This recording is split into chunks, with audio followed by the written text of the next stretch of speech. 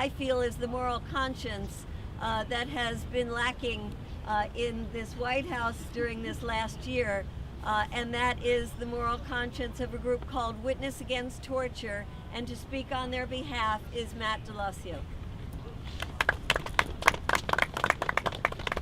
Thank you, Medea and Code Pink, for putting this together today. Last year at this time, many of us here today were gathered in Washington, D.C. with a sense of hope, a sense that real change would be possible. We did not expect President Obama to simply implement the changes that we wanted, but we expected a marked change from the Bush administration and a real ally on many issues. We look forward to seeing Guantanamo closed, to seeing many innocent men there freed, and seeing those against whom the U.S. had credible evidence at last charged and brought to trial. We look forward to transparency, accountability, and decency in our government.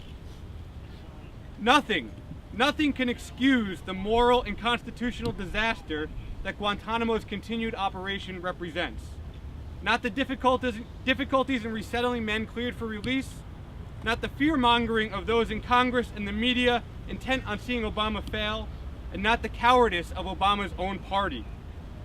Since coming to office, the Obama administration has presented Guantanamo as an administrative problem, a cause of embarrassment, a foreign policy liability. It has never faced Guantanamo for what it truly is, a grave injustice with which the United States is duty-bound to immediately set right. The wreckage of the past cannot be cleared if its key monument, the prison of Guantanamo, remains intact. For some men, there is no life beyond Guantanamo. 5 men have died in the camp. Salah Ahmed al-Salami, Mani Shaman al-Utaibi, and Yasser Talal al-Zahrani died at Guantanamo on June 9, 2006. Their deaths officially classified as suicides. But in the March 2010 cover article of Harper's Magazine, Scott Horton interviews a Guantanamo whistleblower who provides evidence of the existence of a CIA secret prison dubbed Camp No at Guantanamo, a place where, it seems, the 3 detainees did not die by their own hands, but were probably tortured to death. One useful way for the president to mark the anniversary of his failed pledge to shut down Guantanamo would be to immediately launch an investigation into these deaths and the cover-up of their circumstances. The administration must be held to its words and promises. Its failures cannot be masked with rationalizations and false deference to the constraints of partisan bickering and legal complexity. The inability to fulfill the mandate of the executive order to close Guantanamo within a year is just such a failure, making still more urgent a demand for true justice.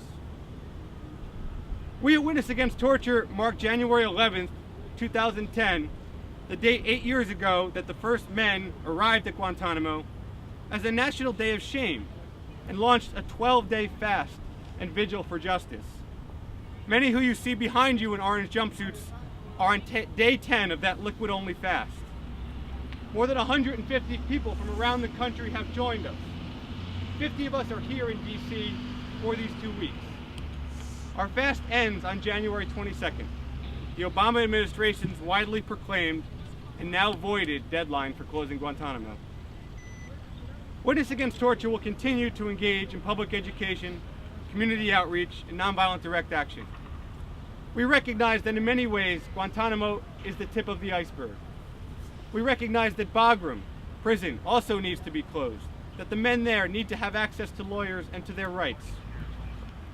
The fast and vigil for justice will soon come to an end, but our work carries on. Thank you.